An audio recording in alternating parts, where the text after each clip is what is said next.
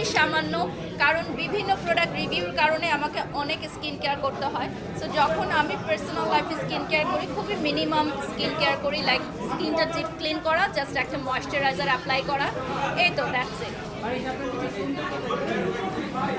সৌন্দর্যটা ডেফিনেটলি কোনো এজ, কোনো স্কিন বা কালো ফর্সা এরকম একদমই না, বা চিকন মোটা, এগুলো আমি কখনোই সৌন্দর্যের তালিকায় আনি না। আমি মনে করি একটা মানুষের মন যদি সুন্দর হয়, সেটা সমগ্র পরিবেশে হাজার জনের মধ্যে থাকলেও সেই সুন্দর মনের মানুষটা সবার দৃষ্টি আকর্ষণ করবে। এবং দেখবেন আমাদের বিউটি, আমাদের এজ, এগুলো খুবই আপেক্ষিক একটি বিষয়, আজ আছে কাল নেই, কিন্তু একটা সুন্দর মনের মানুষ কিন্তু আজীবন আমাদের স্মৃতিতে বেঁচে থাকে, যে না ওই মানুষটা ভালো মনের মানুষ। তো আমি বলবো এটাই সবচেয়ে বড় সৌন্দর্য, যে আপনার মনটা কত সুন্দর। আচ্ছা, মিডিয়াতে তো আমাদের সবারই সৌন্দর্য নিয়ে অনেক প্রতিযোগিতা চলে, এখানে কি আসলে মন সুন্দর রাখা পসিবল? একটু ডিফিকাল্ট।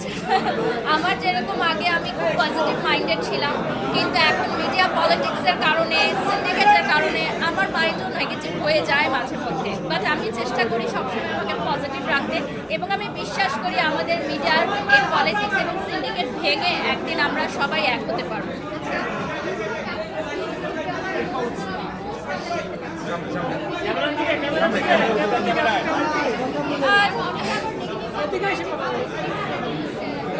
না, আসলে আমি এগুলো সবই কিন্তু আমার পার্সোনাল আইডি থেকে পোস্ট করেছি, ওটা একেবারেই আমার পার্সোনাল, যেখানে আমার কলিগসরা আছে। আমার ওখানে কোনো ফ্যামিলিও নাই, শুধু মিডিয়া কলিগসদের জন্য আমি একটা ফেসবুক আইডি রেখেছি। তো সেখানে আমি বিভিন্ন রকম পোস্ট করে থাকি, আর আমার প্রফেশনাল যে পেজটা, সেটা শুধুমাত্র এই কাজের জন্য।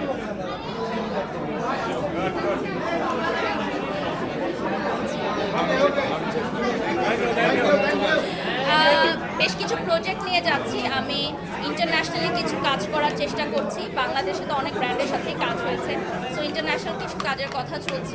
সো আকাশের চাঁদকে সবাই দেখতে পারবেন। Thank you.